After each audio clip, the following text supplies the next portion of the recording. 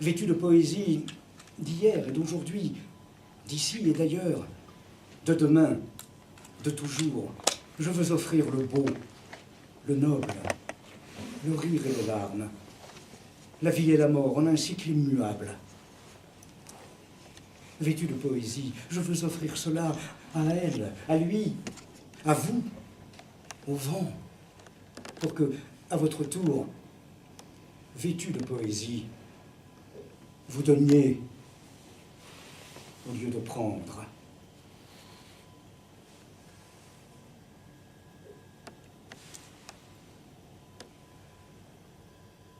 La poésie est une souillon, logeant plus souvent dans les mansardes que dans les palais, traînant par les rues pauvres son jupon troué, plus à l'aise dans les bas quartiers que dans les demeures des grands de ce monde. Elle a mauvaise réputation, elle sent le parfum bon marché, les odeurs plébéiennes, les fins de mois difficiles, les passés révolus, les présents incertains, les avenirs improbables. Elle vit de l'air du temps, tant qu'il est encore temps de respirer l'air, d'autant qu'elle pourra le faire demain, d'autant qu'à Tchernobyl, comme à Pierre-Latte, ou ailleurs, il y a un drôle d'air, l'air que l'on respire sans avoir l'air de rien. La poésie dans tout cela, elle supporte la raillerie, l'indifférence, le mépris, la misère, mais pas les microbes, ni les neutrons. Elle a survécu aux grandes peurs, aux guerres et aux pestes, aux apocalypses, aux camps de la mort, mais pas aux bactéries. Telle une sorcière du Moyen-Âge, elle traverse le temps et l'espace avec sa chevelure de folle et ses guenilles superbes. Passant qui la croise, tends-lui la main, fais-lui l'aumône, fais-lui l'amour dont elle a tant besoin. C'est toi que tu protèges, ta vie, ton futur, celui de tes enfants, s'il en est encore temps.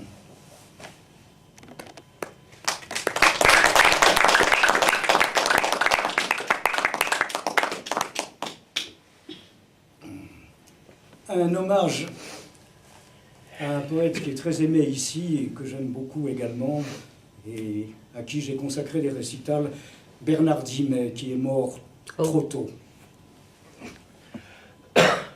Salut, Bernard. Nouveau François Villon, mais pas du tour de taille. Toi, ta cour des miracles, il fallait la gravir, car c'était rue de Pique que tu livrais bataille, le cheveu et la barbe, et le verre à ravir. Si je t'avais connu, j'aurais aimé t'entendre quand tu refaisais le monde accoudé au comptoir. Toi, le marchand de rêves, t'en avais à revendre, et on aurait fini la gueule sur le trottoir. Si je t'avais fréquenté, j'aurais pas tenu la route. Ou alors, m'aurait fallu des cours du soir. Aurais-tu pu finir dans la peau d'une vieille croûte? Qui sait? Pourquoi pas? Tant qu'il y a de la mort, il y a de l'espoir.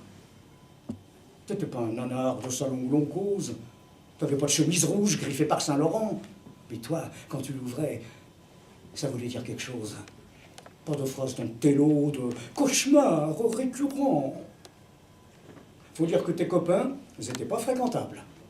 C'était ni Monterland, ni le François Mauriac. C'était des tas de sagouins qui roulaient sous la table, mais qui se baladaient pas souvent en Cadillac. C'était pas le Claudel, un coincé de la quéquette, pour la prose et les vers vous donnez le tournis. C'était pas le Cocteau, un fanat de la jaquette qui voulait être un mec et s'en est jamais remis. Mais des enfants de rue de Bœuf qui traînaient dans les rades. Sandra et Mouloudji, c'était de vrais braillards que ne rebutaient pas les bistrots les plus crades. Macorlan et Carco étaient de rudes gaillards. S'ils voyaient d'aventure un paumé qui s'écroule, vous n'allez pas chez les flics gueuler comme des perdus. Ils s'évanouissaient pas au premier sang qui coule. Ils en avaient vu d'autres dans bien des coups tordus. Un coup de surin qui traîne, c'est prévu dans le programme. Quand on en distribue, il faut aussi en recevoir. Et s'il est bien placé, plus d'encéphalogramme. Chacun aura son tour, et t'aurais dû le prévoir. Nous as-tu donc quittés par manque de savoir-vivre? Bernard, au cœur trop grand, au rire large et fort. Ce soir, je pense à toi, et déjà, je suis ivre. Mais dans cet état-là, pour moi, tu n'es pas mort. Les amis te regrettent, et tu manques aux frangines. Si les anciens sont morts, les autres se souviennent. Je relis tes poèmes, gorgés jusqu'aux narines, et je trinque avec toi aux amours qui reviennent.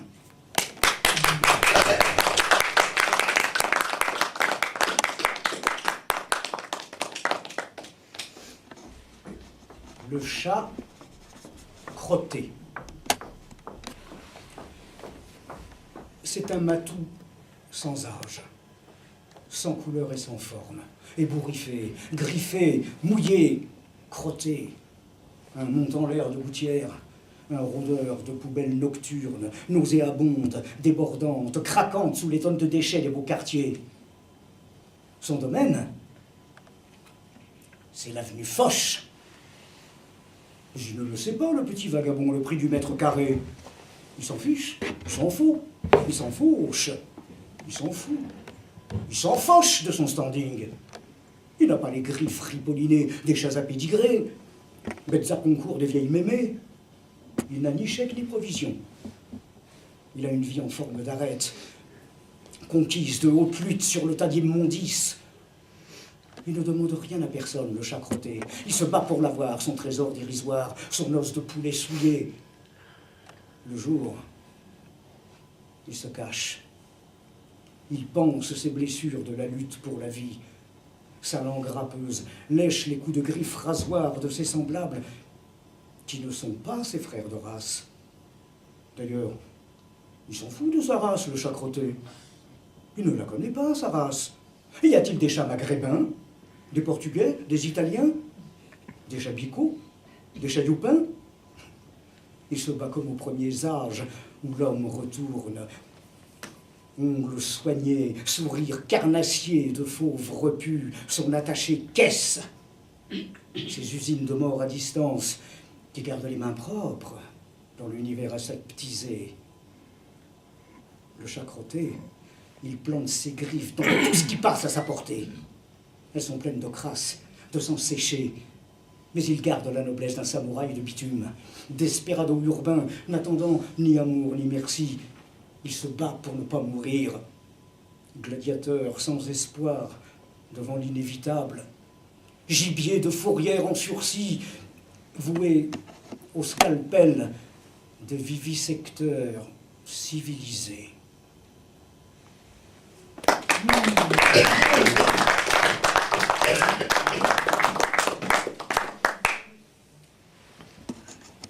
Ces poèmes sont assez anciens et celui qui vient a été écrit le 17 novembre 1990.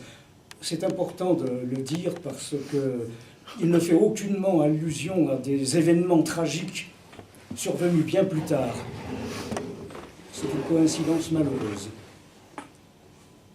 Religion, au pluriel, qui porte en sous-titre « Réflexion d'un incroyant ». Dieu est amour dans toutes les religions. Hélas, il n'est pas contagieux. Où est passé cet amour?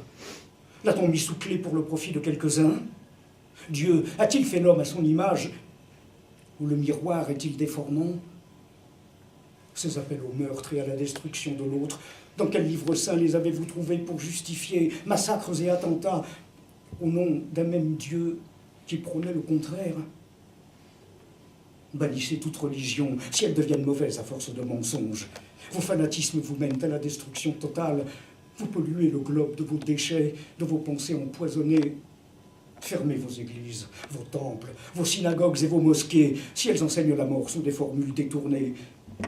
N'attendez plus de sauveur pour le crucifier de nouveau, s'il dérange vos habitudes, votre confort égoïste, votre ignoble matérialisme, votre religiosité mal comprise. Dieu n'est pas votre serviteur. Il n'a que faire de vous, sous quelque nom que vous l'honoriez. Ne lui faites pas porter le poids de vos crimes. Ayez le courage de vos haines, de vos intolérances, ou enterrez-les pour toujours. Faites appel à la raison, à l'intelligence, au cœur. Apprenez enfin l'amour. Cherchez votre parcelle divine. Offrez-la aux autres. Alors seulement vous pourrez revenir à lui. Dieu se mérite. Oh.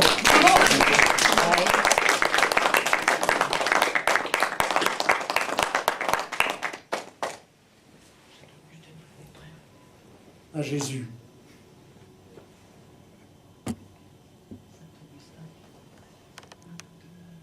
Toi, qui n'étais qu'amour,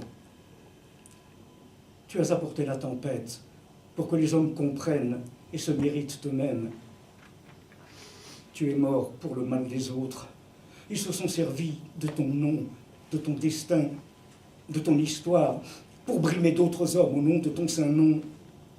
Quand reviendras-tu pour dénoncer l'imposture de tous ceux qui ont fait mentir ta divine parole et prétendent connaître la vérité, ceux qui torturent en ton nom pour condamner ce qui est différent?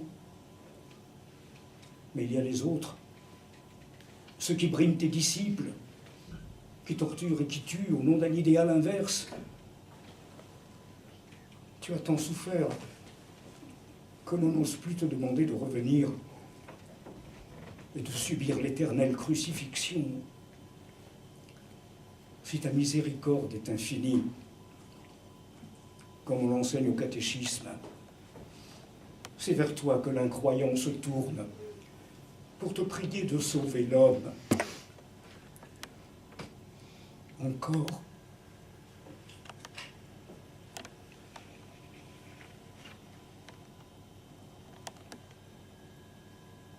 À Judas.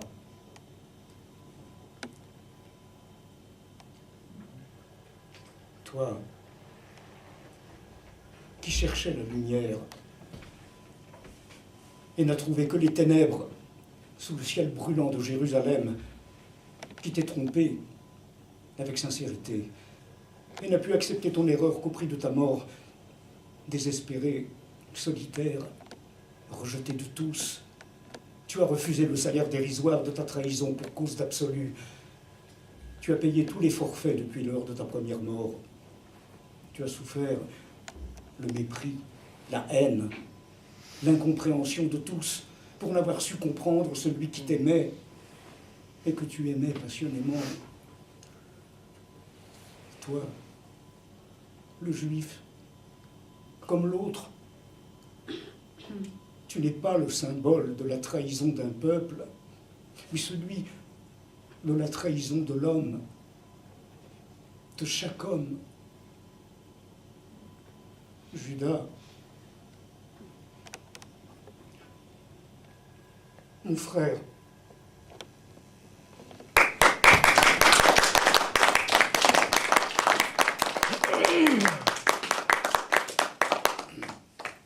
un poème très bref, mais qui mérite quand même une petite introduction.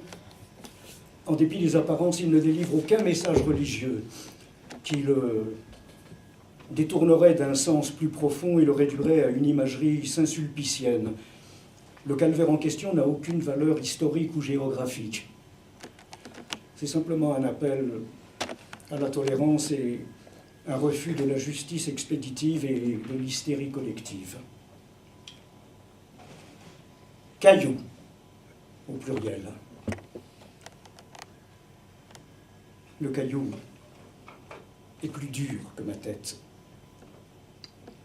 Le caillou est plus dur que mes pieds. Quand il me lapidait, les cailloux blessaient ma tête. Lorsqu'il me traînait sur le dur sentier pentu, les cailloux écorchaient mes pieds. C'était un chemin pénible à parcourir. Les cris, la haine, les crachats, les coups sur mon visage. Mais je me détachais progressivement de tout cela. Bientôt, j'arriverai au sommet du calvaire. Une fois là-haut, tout sera terminé.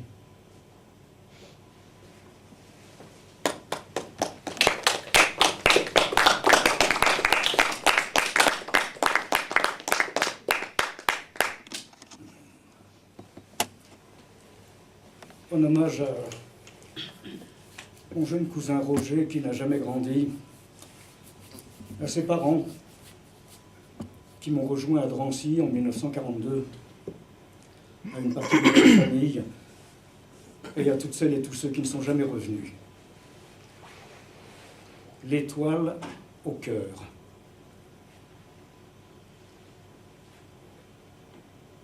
« 1942. 6 ans. Il faut porter l'étoile jaune safran, 6 branches, une par année de vie, sur la veste de toile, le manteau synthétique, l'emblème de la honte, le regard pathétique, le rouge au front qui monte, 4 petites lettres noires à l'écriture tremblée.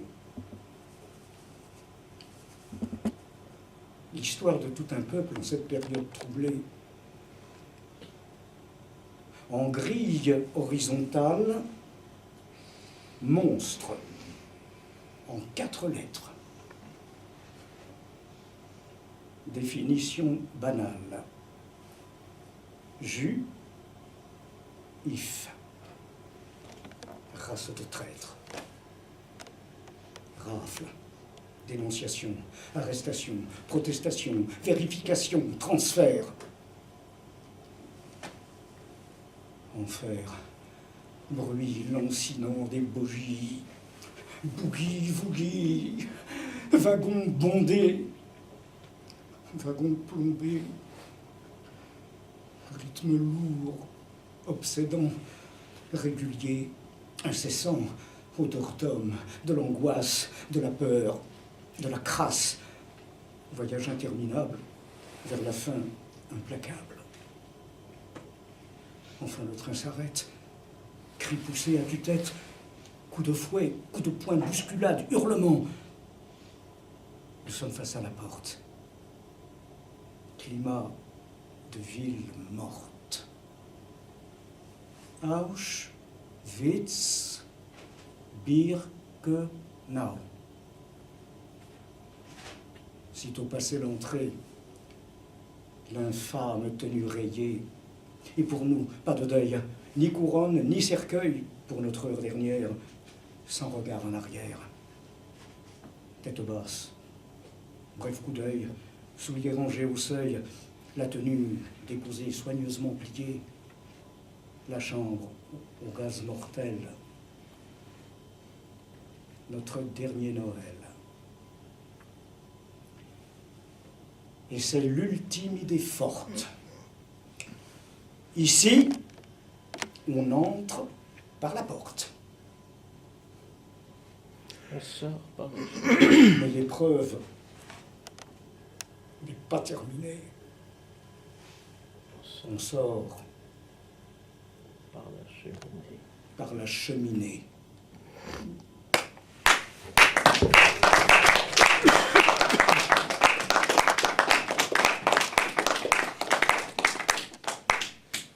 Un jour comme les autres. Du haut de la plateforme, regard panoramique à l'infini, paysage monotone, la plaine nue et sinistre, le ciel gris et bas, le vent aigre et froid, les doigts crispés, gelés sous les mitaines, les pieds battant les planches pour prévenir l'engourdissement. La bretelle de l'arme pèse comme à l'école, l'index replié sur la gâchette, la vessie pleine à craquer d'envie non satisfaite. Encore une demi-heure et la garde est finie. Le nouveau factionnaire montera à l'échelle et prendra la relève. Alors, la descente joyeuse vers la terre ferme. Puis, après le rapport, l'arrêt à la cantine. Le bon verre d'alcool qui réchauffe le corps. Au menu ce soir, rôti de porc et saucisses, pommes rissolées, bière et vrai café. Le ventre plein pour entamer la nuit prochaine la nouvelle opération spéciale. Pour Otto Schwarz, SS Sturmann, cantonné à Auschwitz entre barbelés et chambres à gaz, ce 22 octobre 1942 est un jour comme les autres.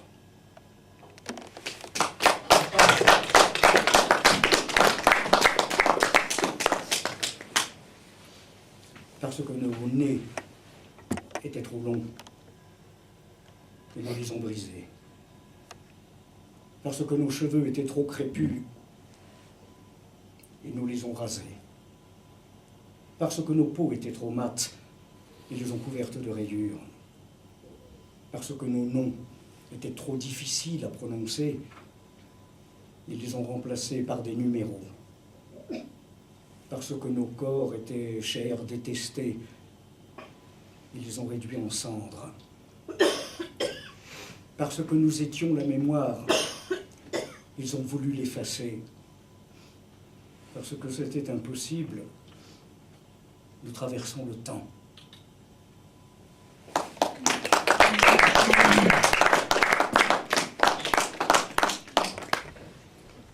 Je ne veux plus mourir l'étoile au cœur, derrière des rosiers à épines de métal.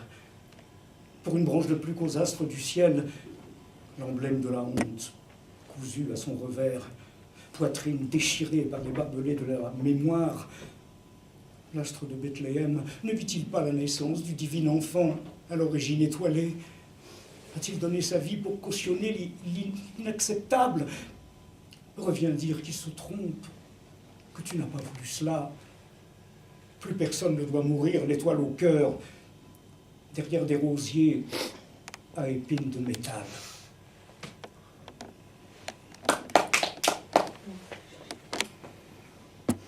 Qui me délivrera de la mémoire, des cris de haine, des bruits de bottes, du ventre creux criant famine, de l'ignoble croix en forme de potence et d'ergot rasoir, du sigle mordoré cousu au revers de mes 6 ans, l'étoile gravée au plus profond du cœur à plus d'un demi-siècle. Qui me délivrera? Il y a des barbelés dans mes souvenirs.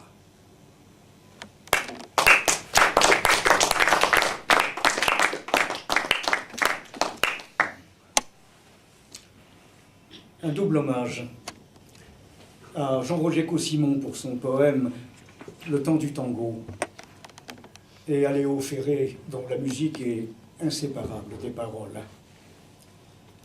Né de tango inconnu. Je suis né de tango inconnu. Ma mère s'est fait comparciter dans une quelconque boîte à tango, un Mikado d'Aubervilliers, l'Eldorado du samedi soir. Ça m'a donné des tas de papas. Tout enfant, je ne comprenais pas. Ils sont tous partis. Adios, muchachos, compañeros de mi vida. Maman m'a quitté à son tour, me laissant seul, vieil orphelin privé de tout état civil, plus de nom ni de numéro. Il y en a qui échappent aux statistiques. Tout juste un sigle mordoré, entortillé de fils barbelés, l'étoile jaune de mes cauchemars, de mes souvenirs furorisés. Une longue dérive artistique, au succès remis à demain, au naufrage de mes amours, cœur d'artichaut privé de ses feuilles, au désert blanc de mes draps vides, au regard lourd, à la ride sèche, à mon corps fourbu qui rechigne aux lendemains hypothétiques. Les tangos de Carlos Gardel me font venir les larmes aux yeux quand je revois ton sourire là, maman chérie, qui me donna tout le superflu que tu n'avais pas. Suis-je déjà mort sans le savoir? Canard sans tête sur sa lancée, en dernière course frénétique? Je suis né de tango inconnu. Et tu avais raison, maman. C'est si beau, la comparsita. Tararam, tam, tam, tam, tararararam, tam, tam,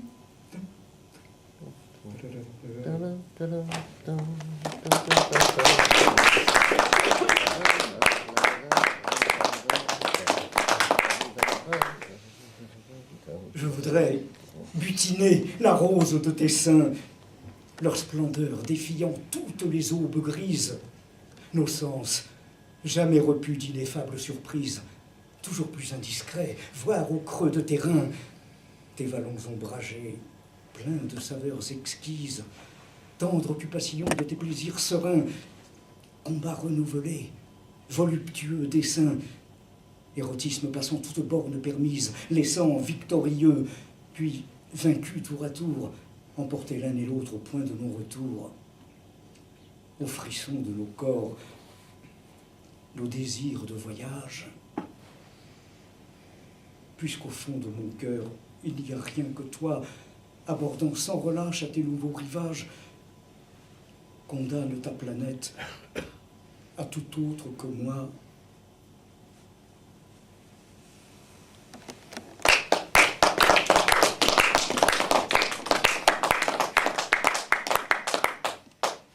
Prostituée du monde, toi, la femme brisée, prostituée du monde, tu offres de l'amour à ceux qui n'en ont pas. Comme ils sont trop nombreux, ils doivent te payer l'illusion du rêve. Mais qui t'aimera, toi, dont nul ne se soucie?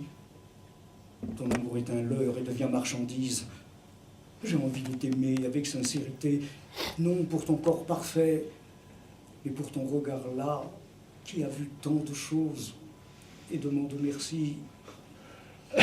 Tu es fille de joie seulement pour les autres, mais ton cœur est si lourd, trop noir et douloureux. Tu es ange et démon par la fatalité. Il te faut du courage pour assumer ton rôle. Je voudrais te sauver ou me perdre avec toi.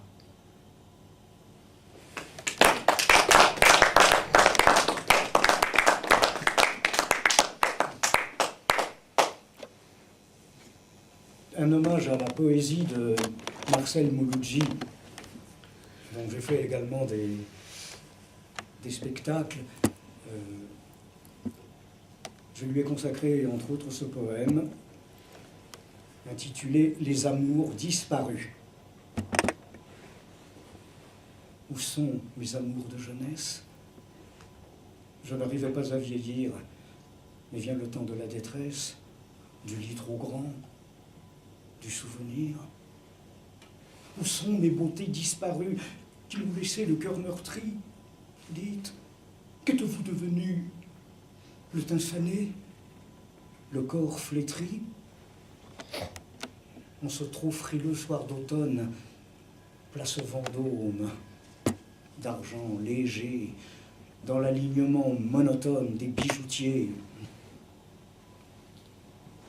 Rien à manger. Plus tard, peut-être, un café crème, où mes pas voudront me porter, au vent du petit matin blême, quand le passé vient me hanter. Il me faut regagner la Seine et m'éloigner des beaux quartiers. Le gris convient mieux à ma peine que le regard des gens altiers.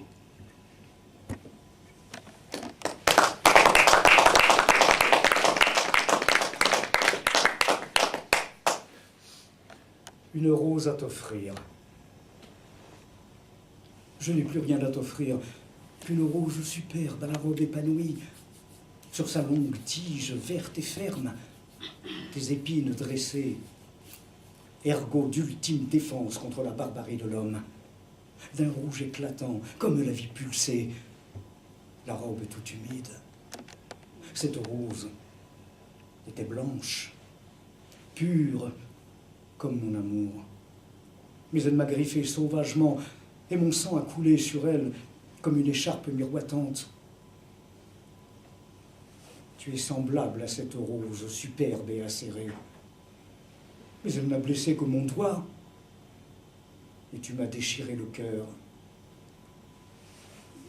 C'est mon ultime offrande, ma vie, qui s'écoule pour toi sur cette fleur.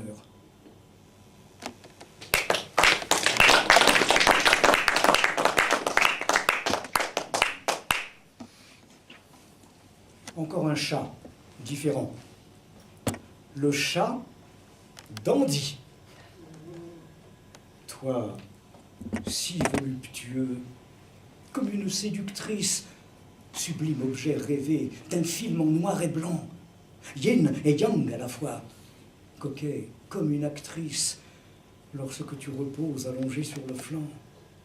Tout est beauté chez toi, ton regard magnétique, le lent ronronnement, ce poil doux et soyeux, mouvement suggéré de ton corps élastique, et ton miaulement tantôt triste ou joyeux.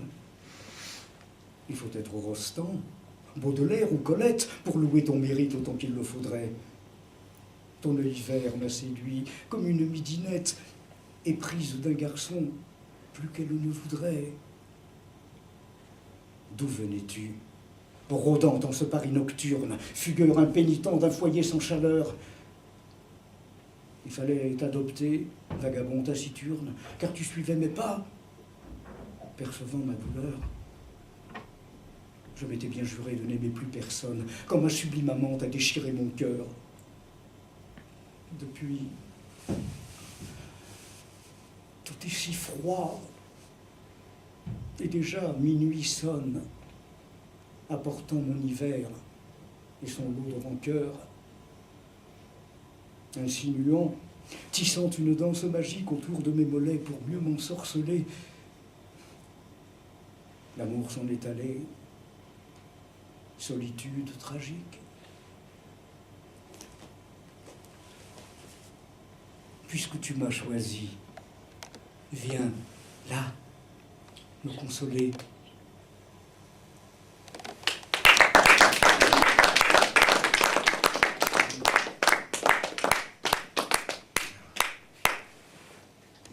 Combien Dieu pour pleurer aux victimes de toutes les guerres, les attentats, la violence, la famine, la mort en première page et en couleurs, saignantes et quotidiennes, à la une de tous les journaux télévisés. Combien Dieu pour pleurer sur les enfants martyrs, les bêtes massacrées, la nature saccagée et les cataclysmes naturels. Combien Dieu pour pleurer sur la misère des vieux, le nombre de chômeurs, la violence dans la rue, à l'école, le métro, les malheureux, les humiliés, la faim dans le monde. Tout cela, au profit de qui? Des requins bien nourris, aux yeux secs, qui s'offrent bonne conscience. Convois humanitaires d'une part, livraison d'armes de l'autre. Seigneur, oses-tu exister pour avoir créé ce monde-là? J'ai l'espérance que non, car il ne resterait à tes fidèles pas même les yeux pour pleurer.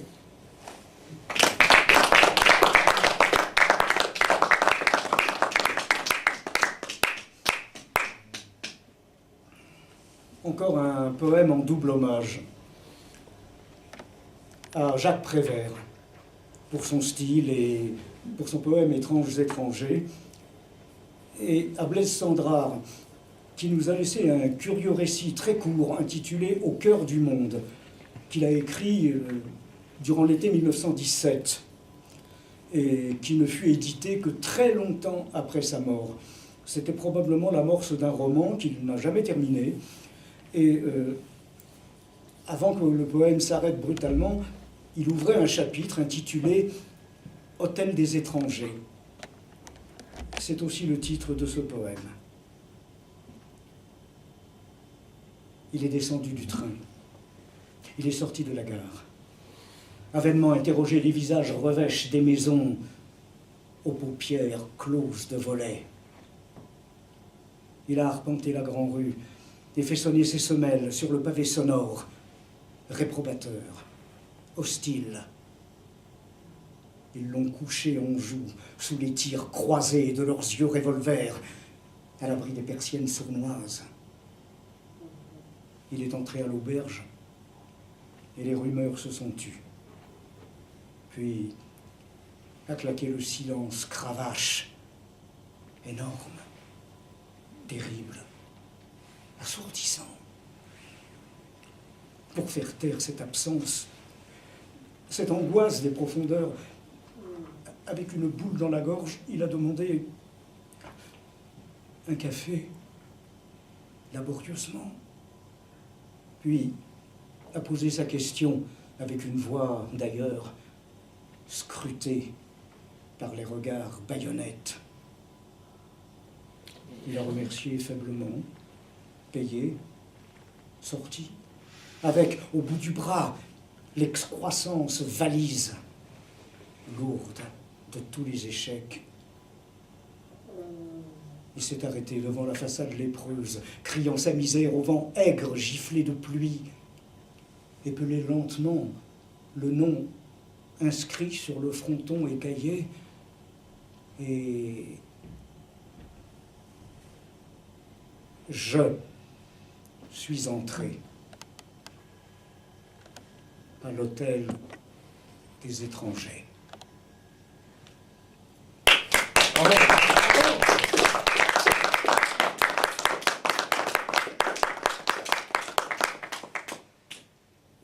Le poète assassiné.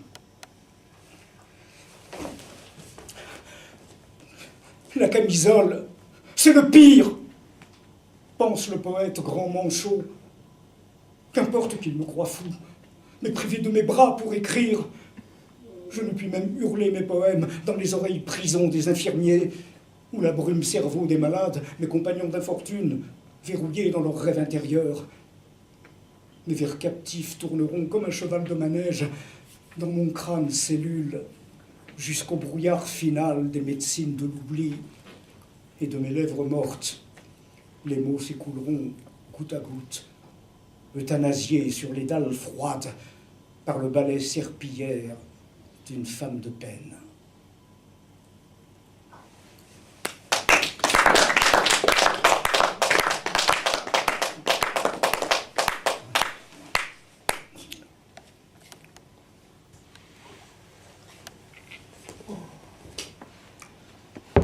Au cimetière des suicidés. Il me faudra bien aller au cimetière des suicidés, dernier domicile connu. Le monde entier me suicidait dès la naissance, par le refus de moi, de l'être différent dont il ne voulait pas. Je voulais vivre parmi les autres. Je n'étais pas eux, j'étais un autre. Eux, les bien-pensants, les bien-portants, les bien-pesants, se sont serrés en masse compacte, sans un espace si mince soit-il, pour m'immiscer sans être vu, sans déranger personne. Pas de pays, de ville, de quartier, de maison où habiter. Pas de travail, de poste, de fonction à assumer. Le trou, la niche, m'étant refusé à la surface, il ne restait que l'envers du palpable.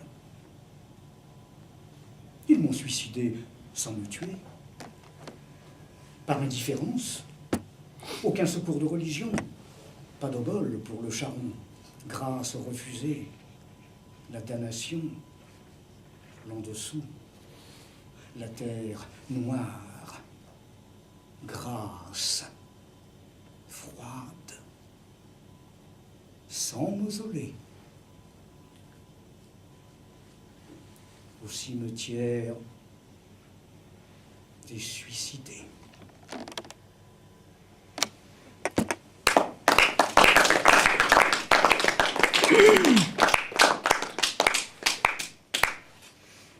Étranger au monde des vivants, en transit, dans l'envers du palpable, le douloureux bagage d'un cœur meurtri, lourd de chagrins accumulés au cours d'une vie hostile, enfin déposé à la consigne, dont on a déchiré le ticket. Main dans les poches, le billet d'embarquement entre les dents, dernier voyage vers l'inconnu, pour séduire l'anonyme charron qui vous emportera vers l'au-delà pour votre dernier voyage. Les regrets, brûlés dans les cendres des lettres d'amour obsolètes. L'éternité,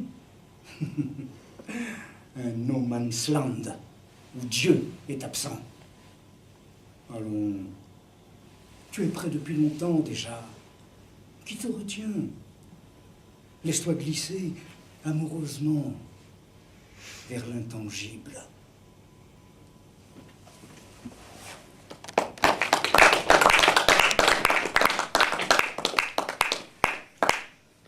Le saut dans le néant. Oui. Je mourrai peut-être au détour d'un poème, le crayon sur la page, tombé d'une main faible, dans un petit théâtre, au public clairsemé, l'éclairage blafard d'un plateau exigu. Ma voix se brisera ainsi qu'une césure au beau milieu du verre, et dans un ralenti, une chute amortie. La vie m'aura quitté avant l'effondrement. Les quelques spectateurs resteront incrédules et n'osant applaudir avant l'appréhension de la réalité. Brutal vent de panique, mais bientôt recouvert par l'obscène sirène d'un secours trop tardif. Le poète était mort. 1000 morts quotidiennes, ou de trop peu d'amour, depuis longtemps déjà. Au cercueil de l'oubli, de l'indifférence, son cri était muet, et nul ne l'aperçut.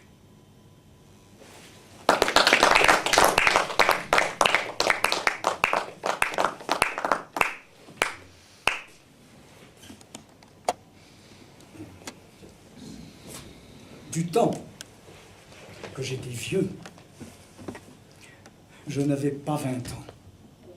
De conventions coincées, d'idées reçues, de préjugés, de fausses valeurs stériles, sournoisement dispensées dans les livres poussiéreux. La poésie même y était disséquée par de savants herboristes, universitaires à lorgnon, favorisés moustaches, vieux pantins au cœur sec, au sang figé des statues.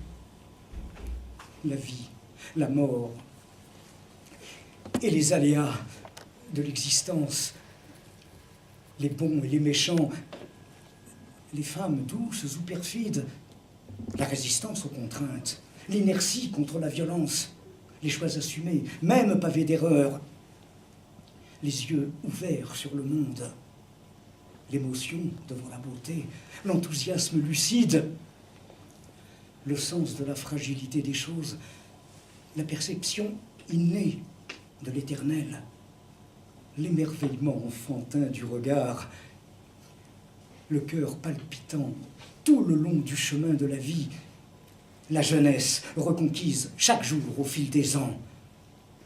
Lorsque je serai vieux, je serai jeune, enfin.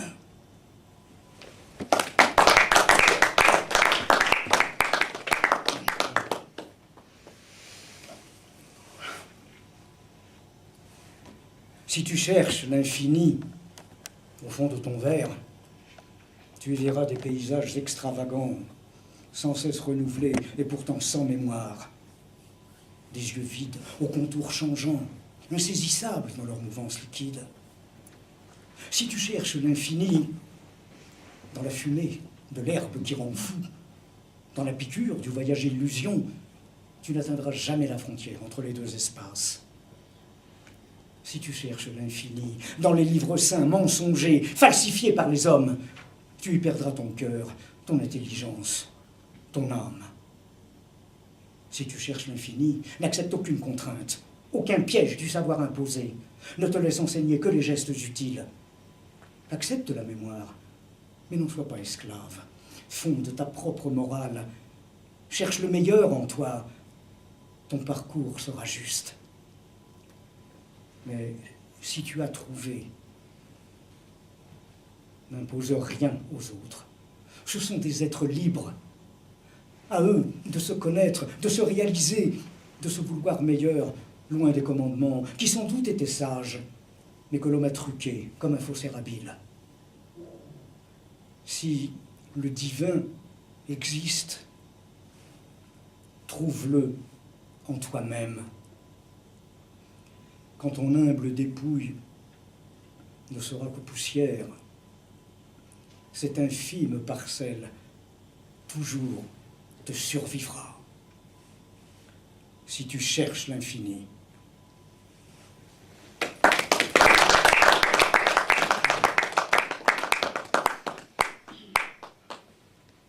Ce soir, j'ai rendez-vous avec la poésie.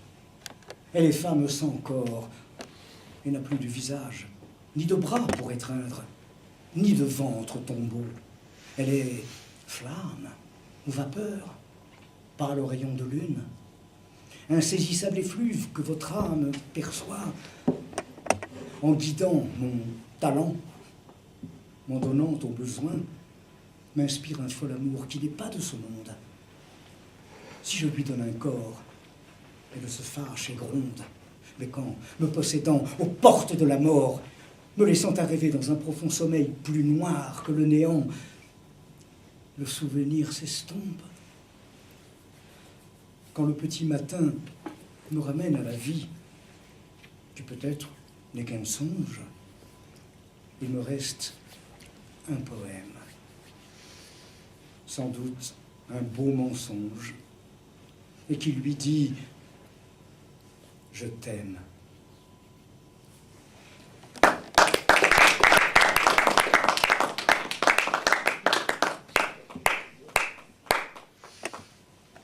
Les semailles du cosmos. Je crains qu'il soit trop tard pour mon plus beau poème. Un autre l'écrira un jour sous ma dictée. Je quitterai sa main, dont je ne saurai plus, car toute poésie n'est qu'un long héritage. Nos aînés ont semé dans l'azur impalpable, comme le paysan qui féconde son champ. D'autres récolteront notre essence subtile, ce que nous léguerons au-delà de nous-mêmes. Un être du futur, peut-être inconcevable, saura capter la graine de mon souffle invisible. Ami, qui que tu sois, pardonne mes faiblesses, transmets mon héritage en le rendant plus beau.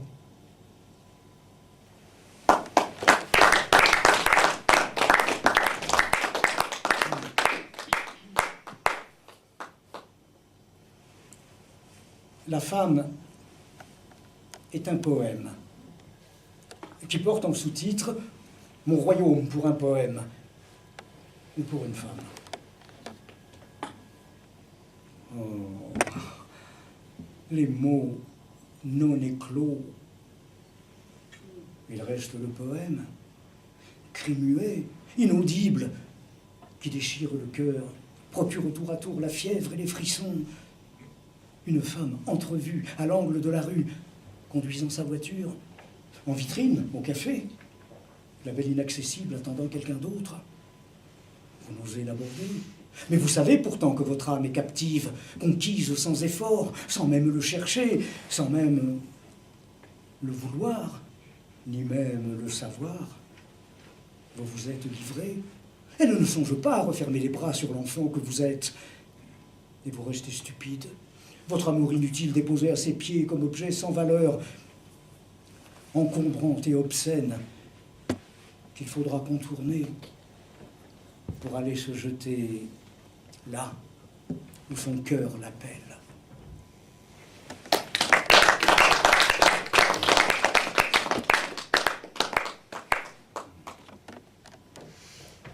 Mourez, mais mourrez bien, car sinon c'est trop triste. Mourrez sans vous presser, mais sans vous accrocher. Si le temps est pesant, quittez la table d'hôte où la vie est servie pour le droit de chacun. Si votre part est maigre en regard du voisin, n'ayez pas de rancœur. La nature est injuste. Le monde est ce qu'il est. Il faut bien faire avec et vivre de son mieux. Mais quand le cœur vous pèse, que le chagrin est lourd, l'amour s'en est allé, ou les enfants partis, il faut faire son bagage le plus léger possible et bien sortir de scène sans mendier les bravos.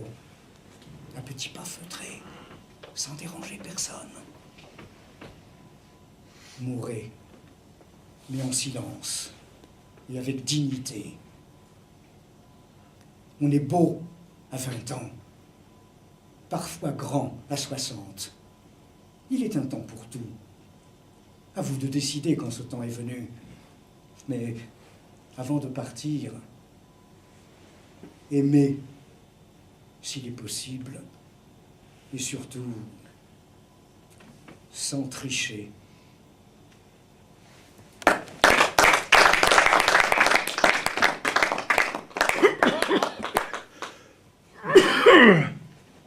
Réincarnation. Pouvoir renaître pour un amour unique. Première femme rencontrée, amante initiatrice qui vous enseigne l'amour et vous garde toujours. Vivre, vieillir et mourir ensemble. Sommes-nous faits pour de petites joies, des amours imparfaites, voluptés tronquées, passions prêtes à porter les grandes surfaces? Assez de rencontres épidermes, de 5 à 7 adultérins, de lumière tamisée et d'amour pénombre, de ruptures déchirures, jusqu'au prochain regard qui dira « Oui, je veux l'amour soleil, l'amour ciel bleu, sans nuages, léger, profond et insondable, l'amour mystère qui devient évidence. »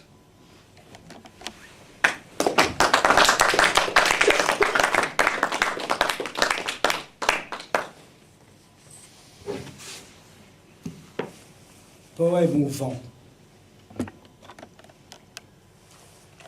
Si je pouvais laisser, serait-ce un seul poème aux hommes derrière moi, une voix qui murmure la douce mélodie de tendresse et de paix, la suave harmonie, comme un parfum d'automne, odeur d'herbes mouillées, de feuilles frissonnantes en fuite des beaux jours vers d'autres horizons, chuchotis indistincts, mêlés au vent frileux, dont les premiers soupirs gonflent le jupe des filles, décoiffant leurs cheveux dans le clair soleil froid. Que poussière de mots, et ces bribes de phrases jetées ici en vrac par cette nuit glaciale, dans l'hiver de ma couche trop vaste et solitaire, fondent en mon sommeil en un bel assemblage de couleurs chatoyantes, que mon âme dès lors s'estompe et se dissolve dans l'odeur d'un sous-bois dont le tapis roussi annonce la torpeur et l'engourdissement, prélude au long hiver. Je revivrai ainsi dans le chant des oiseaux, au retour du printemps. Ce poème, peut-être, s'envolera au vent.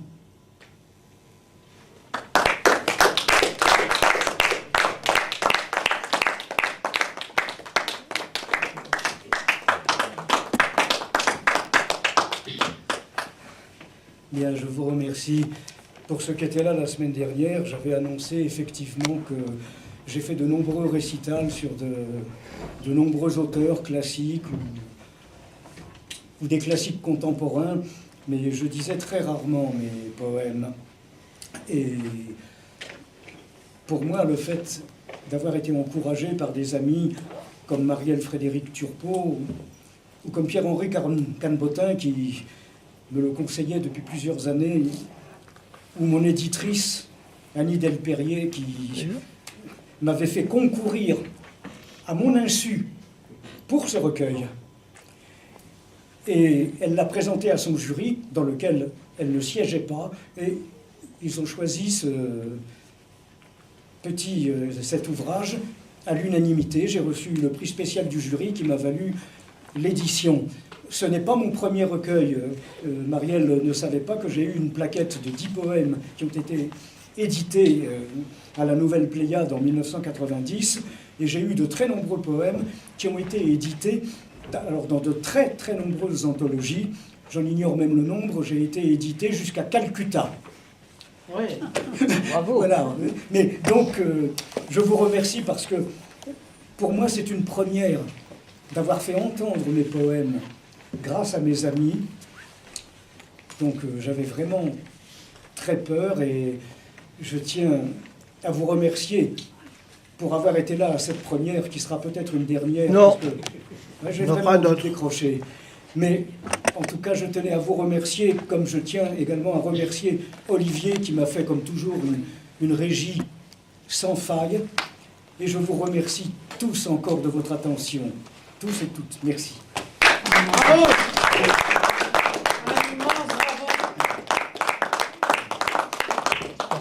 J'ajoute juste une chose. Il reste encore une demi-douzaine peut-être de mon recueil. Pas plus parce que je n'en ai plus. Mais si certains ont aimé ces poèmes ou ont envie éventuellement d'en avoir un souvenir, il y a 3 superbes dessins à l'encre de Chine de Marielle Frédéric qui sont très forts. Donc voilà, mais ça n'est pas du tout une obligation, simplement ils sont là. Voilà, merci. Tu me rends les clés. Tu me rends les clés. Tu me rends les clés, s'il te plaît. Alors, les clés. Il faut que je les rende. Voilà, c'est toi qui fermeras le théâtre, ce n'est pas moi.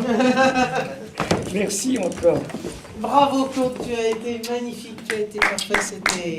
Il y a des corrections à la main ou c'est dans ce... Oui, je sais, je suis au courant. C'est presque plus que quand on joue Albert Camus, comme je l'ai fait ici. Non, mais c'est terrible. Le train de Claude Mercutio, c'est d'autant plus incroyable que c'est un immense comédien qui a fait de la scène depuis un certain temps. Depuis 1955. Depuis 1955. Tiens, l'année du drapeau européen. Il faut le dire parce que il y a une anecdote. J'ai débuté le 15 décembre 1955 dans ce magnifique vieux théâtre de l'Atelier. Et la première réplique que je disais en scène, c'était « Présent ». Je trouve que pour un acteur, dire ça comme premier mot, ça me touche, j'y pense encore, après 120 spectacles. Vraiment, Reste. Tu restes sur scène, s'il te plaît. Tu restes sur scène. Alors, je reste sur scène. Voilà, très bien, parfait. Donc, je rappelle en effet que les ultimes exemplaires de Nez de Tango Inconnu sont en vente à l'accueil. Claude les fait à 8 €, donc le prix de la place. C'est merveilleux parce que comme ça, vous pouvez vous repasser le spectacle dans votre tête aussi souvent que vous voulez en ouvrant le livre. Ça, c'est merveilleux. Et on va remercier du fond du cœur, Claude Mercutio pour ce merveilleux moment. Et pour dire que vraiment, bon, d'accord, avant... C'est vrai qu'avec le trac, on a un peu envie de le tuer. Mais dans un sens, je suis contente de m'être tenue. Claude Mercutio. Très bien fait, je suis très consciencieux et j'aurais été embêté d'être mort et que ce soit mon zombie qui... Ah oui, vraiment, oui. Maintenant, tu peux mourir parce que je t'ai filmé. Oui, maintenant, ça y est.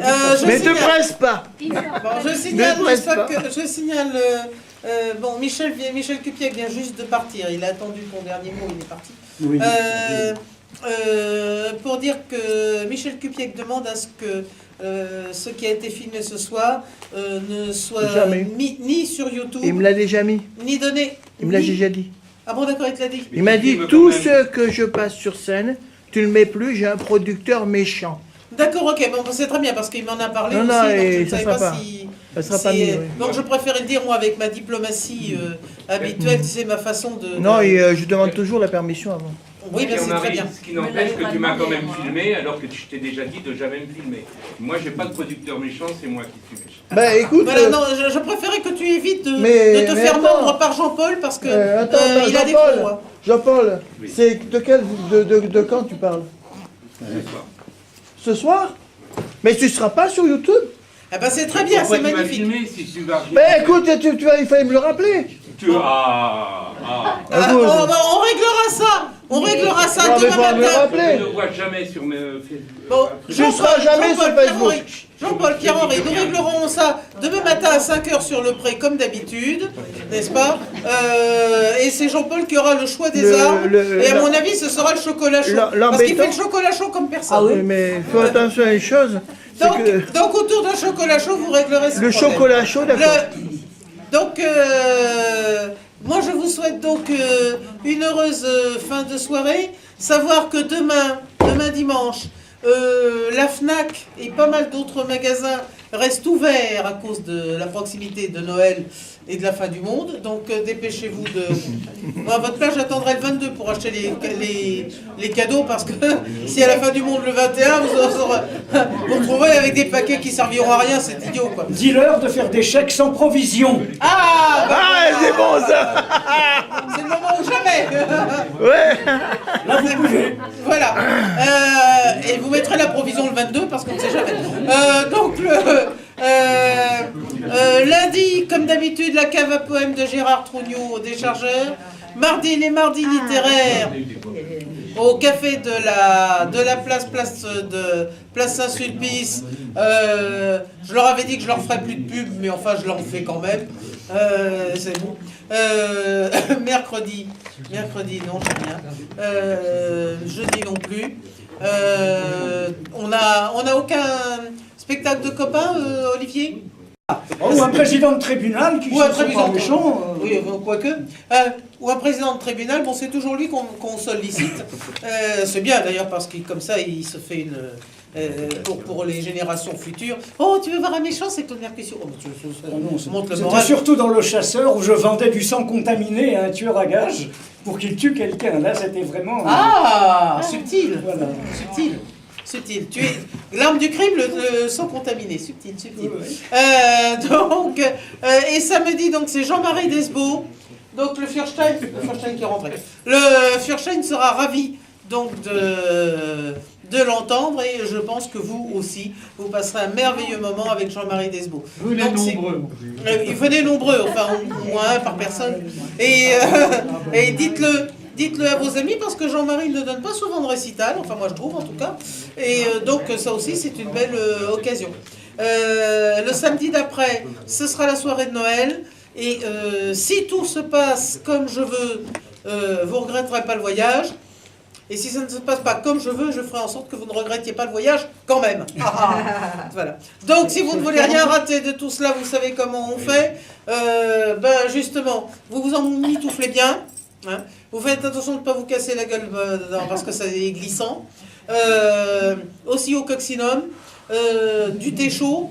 Et 30 minutes de marche rapide, c'est d'autant plus rapide, n'est-ce pas, si vous cassez la gueule, vous n'aurez plus qu'à vous laisser glisser jusqu'en bas. 5 fruits et légumes par jour. Et bien sûr, le plus important, et eux ils ne pensent pas vous le dire, mais moi je vous le dis, faites attention en traversant.